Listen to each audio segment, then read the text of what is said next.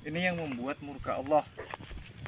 Ya, jarang sekali disadari bahwa inilah yang justru mengundang murka Allah hingga Allah menurunkan azabnya.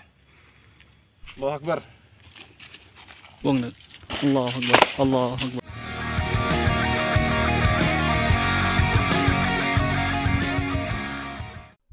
Halo, selamat pagi dan jumpa lagi dengan Pak Git di channel 0 per 0. Ya, begitu kita saksikan tadi ya bagaimana seseorang gitu, sebetulnya video ini udah lama gitu ya. Terus berpendapat ini yang membuat murka Allah, dibuanglah sesajen gitu ya. Kalau kita berpikir gitu ya, kalau seperti Einstein gitu ya. Makanya dulu Einstein juga tidak percaya kepada Tuhan yang monoteisme, yang artinya dalam posisinya itu adalah orang-orangnya atau agama Abrahamik ya, Yahudi, Kristen, kemudian Islam itu. Einstein tuh berpendapatnya seperti itu, artinya pendapat Einstein itu nggak ada Tuhan itu marah gitu, kemudian Tuhan itu senang gitu. Jadi Tuhan itu tidak memiliki sifat-sifat manusia gitu. Itu bedanya penafsiran orang yang berakal dengan agama-agama monoteisme gitu. Kalau agama monoteisme kan Allah murka gitu ya, Allah marah gitu. Musuh-musuh Allah, kalau orang Kristen juga begitu ya. Kemudian konsep-konsep ini kalau menurut Einstein itu seperti aneh, karena intinya dunia ini adalah alam semesta beserta isinya itu adalah Tuhan. Itu konsep Einstein gitu ya. Jadi pernah Einstein mengungkapkan kalau kita memang harus beragama gitu, tapi agama yang dikatakan atau dikonsepkan oleh Einstein itu bukan agama yang seperti monoteisme, yaitu agama terutama agama-agama yang berasal dari Timur Tengah gitu.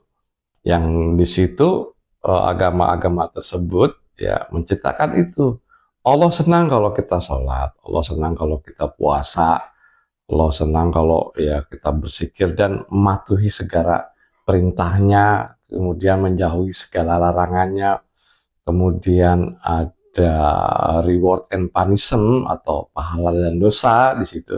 Kemudian ada imbalannya yang sifatnya transaksional.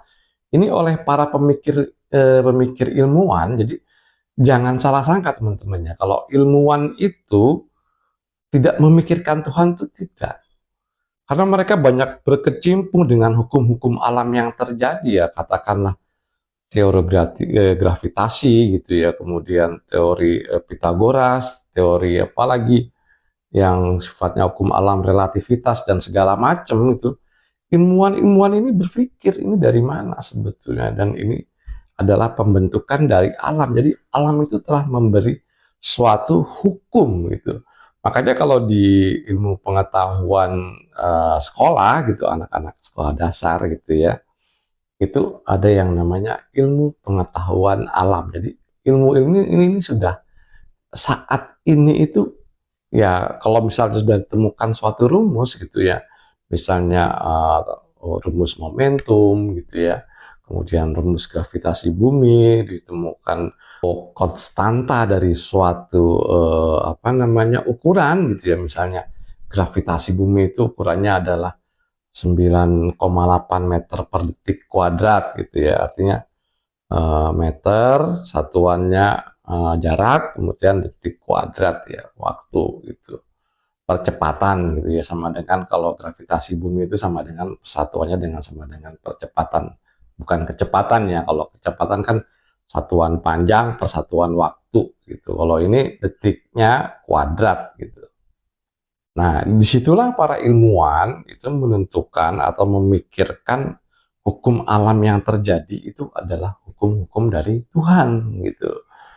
Itu bedanya gitu. Tapi kalau orang-orang maksudnya agama-agama monoteisme yang terutama yang berasal dari Timur Tengah sana gitu. Nah, ini berprinsipnya seperti itu.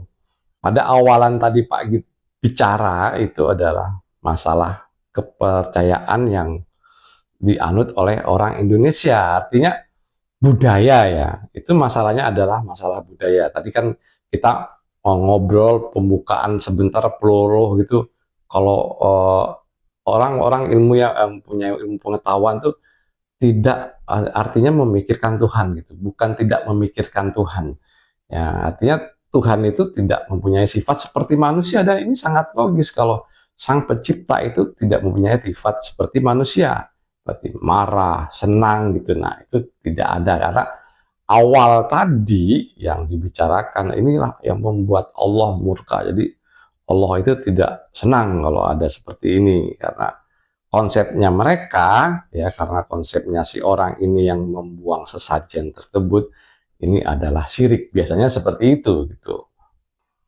Setelah kita membahas sudut pandang dari para ilmu pengetahuan atau para ilmuwan ya, maksud Pak itu bukan cuman Einstein di sini ya, misalnya George Lemaitre, kemudian Richard Dawkins, Stephen Hawking, itu pemikirannya seperti itu gitu ya.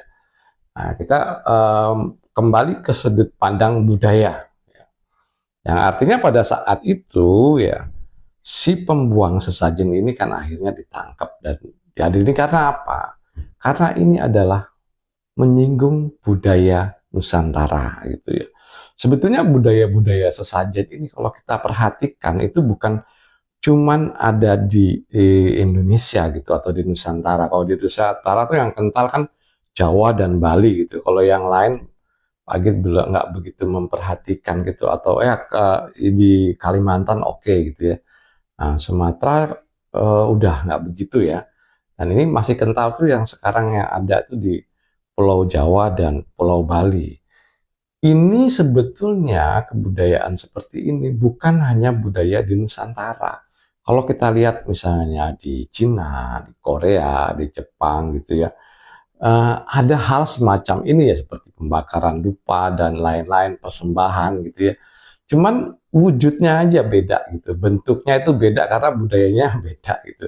Tapi kalau kita lihat memang di budaya Timur Tengah sana memang tidak ada budaya seperti ini. Jadi ini adalah culture gitu, peninggalan dari nenek moyang kita yang artinya pada saat itu ada yang memperartikan itu ya.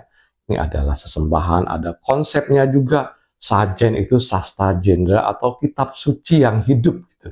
Jadi pada saat dulu sebelum ada budaya tulis menulis dan belum adalah prasasti segala macamnya.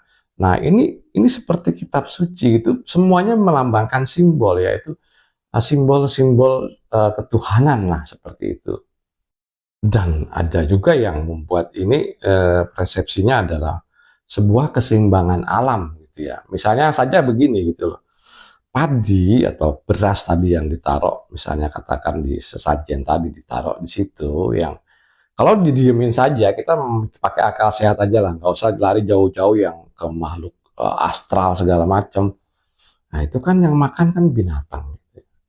Entah itu bakteri itu atau nanti tikus atau apa yang nanti juga tikus itu dimakan oleh ular gitu, terjadilah ekosistem gitu ya. Kalau dimakan bakteri, bakteri juga dimakan sama apa serangga-serangga gitu. Jadi semua ini adalah ekosistem sebetulnya. Jadi kalau dibilang ini keseimbangan, sesajen ini sebuah keseimbangan alam gitu ya, yang nantinya ini pun akhirnya ada yang dimakan gitu oleh makhluk-makhluk hidup di sekitarnya. Jadi kalau ada misalnya sesajen di sawah gitu ya, taruh beras dan segala macam ya tentu saja yang makan itu kalau beras ditaruh di sawah ya burung emprit gitu ya. Nah, maksudnya supaya ini terjadi keseimbangan alam ini dalam perwujudan sosial antar makhluk hidup gitu. Nah, karena pandangannya orang kan banyak sekali gitu macam-macam, bukan hanya dari satu sisi saja. Ya, yang telah Pak Git ceritakan dari awal dari tadi ilmuwan gitu itu bercerita tentang ketidak ada marahan Tuhan atau Tuhan itu tidak mempunyai sifat marah, sifat senang dan sifat yang dimiliki oleh manusia. Nah, itu tidak ada gitu ya. Kemudian kembali ke masalah budaya dalam hal ini pun ya seperti tadi Pak bilang ya, artinya itu ada yang mengatakan ini sesembahan, persembahan gitu ya. Kemudian ada yang mengatakan juga ini sasta jendra gitu. Artinya kalau bahasa Sunda itu adalah kitab suci yang hidup. Kemudian ini ada yang menyatakan keseimbangan alam juga gitu. Jadi bukannya apa-apa gitu, bukan maksudnya ini memberi makan jin atau memberi makan makhluk yang katakanlah dalam kontekstual pada saat itu ya, pada saat itu ilmu pengetahuan itu belum seberapa gitu ya, sebelum Masehi gitu ya, ini dilakukan gitu ya. Orang pada saat itu kan sistem survive-nya begitu, mereka mencari sesuatu yang dapat melindungi mereka yang sesuatu yang tidak terlihat gitu. Jadi meminta pertolongan gitu ya, pada konsep-konsep tersebut meminta pertolongan itu butuhnya bukan imbalan, adalah rasa terima kasih gitu ya. Entah itu apapun bentuknya gitu. Karena kalau diceritakan tiap konsep nanti dari Cina, Jepang, Korea, Indonesia, Bali, Jawa dan segala macam itu konsepnya berbeda-beda gitu. Yang intinya kalau kita lihat dari ekosistem tadi ya, penyeimbangan alam ya, misalnya kayak di Bali gitu ya, kita ambil contoh di Bali gitu, ada pohon dikasih kain poleng gitu ya, ya sebetulnya ini lebih kepada kepelestarian alam gitu, tidak menebang pohon sembarangan gitu, jadi lebih kepada perlindungan alam dan keseimbangan alam. Dan kalaupun ada ya sesajen tadi yang sifatnya itu ya, ya kalau para pemuka agama di Bali atau apa gitu kan, ini memikirkan tentang acara ritual gitu ya. Tapi kalau kita memikir dengan akal yang bersifat logika, yang sifatnya tidak itu ya, misalnya itu berupa buah-buahan sesajennya gitu ya, yang tadi nggak dimakan manusia, nanti kan mau dimakan bakteri. Logikanya seperti itu ya, dimakan bakteri, kemudian apa dimakan apa serangga atau ya berbagai makhluk hidup yang memakannya di situ. Nah, itu terjadi bentuk ekosistem. Katakanlah contoh misalnya, oh, kan ada tuh yang kalau di Bali yang khusus buah-buahan gitu ya, ditaruh atau di apa gitu ya. Itu kan orang bilangnya wah itu apa namanya sia-sia. Tapi kalau kita kembalikan ke hukum kekalan energi, nggak ada sesuatu yang sia-sia.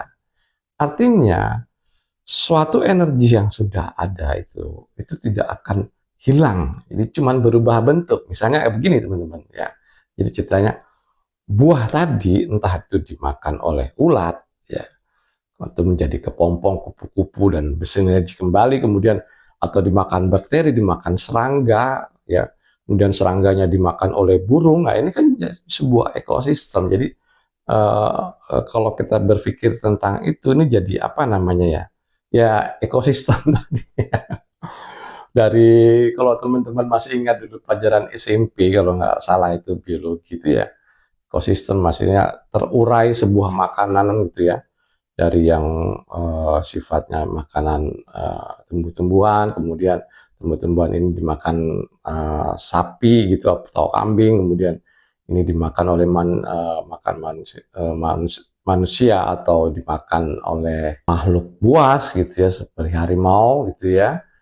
Nah, nanti manusia itu kan juga misalnya dikubur gitu ya, itu kembali lagi menjadi bakteri dan segala macamnya yang sifatnya makhluk-makhluk bersel satu gitu. Jadi tidak ada energi itu yang hilang. Baik, kita tarik kesimpulan aja teman-teman. Jadi yang pertama ya, itu adalah yang dibuang tadi, kalau kita ambil itu adalah budaya Nusantara. Dan tidak untuk sama sekali untuk katakanlah mempersembahkan kepada Tuhan. Karena Tuhan itu tidak membutuhkan apa-apa gitu. Justru ya kita berdoa. Berdoa dengan mengadakan sesajen tersebut.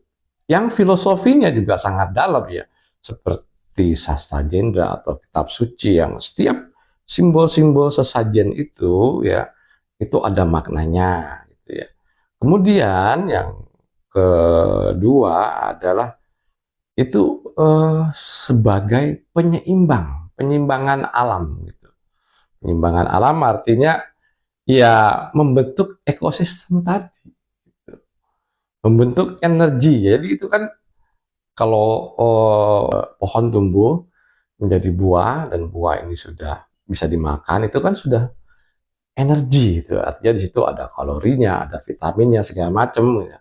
Itu kalau dibuang gitu ya, karena ini juga katakanlah ini sesuatu yang natural gitu, ini akan kembali ke alam gitu.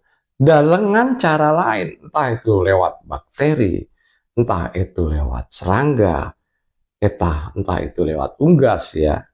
Nah, seperti itu nanti awalnya lewat bakteri, unggas atau serangga atau ulat gitu ya, buah-buahan tersebut dimakan, diambil.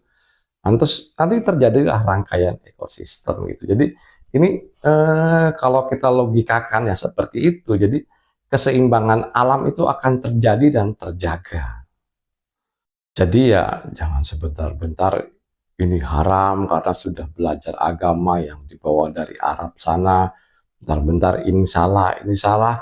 Suatu permasalahan itu tidak bisa dipandang dengan satu sudut pandang. Makanya ada diskusi, ada forum itu karena ada berbagai macam nanti sudut pandang yang membentuk satu kesimpulan. Dan menurut Pak Git ini cukup sekian. Terima kasih.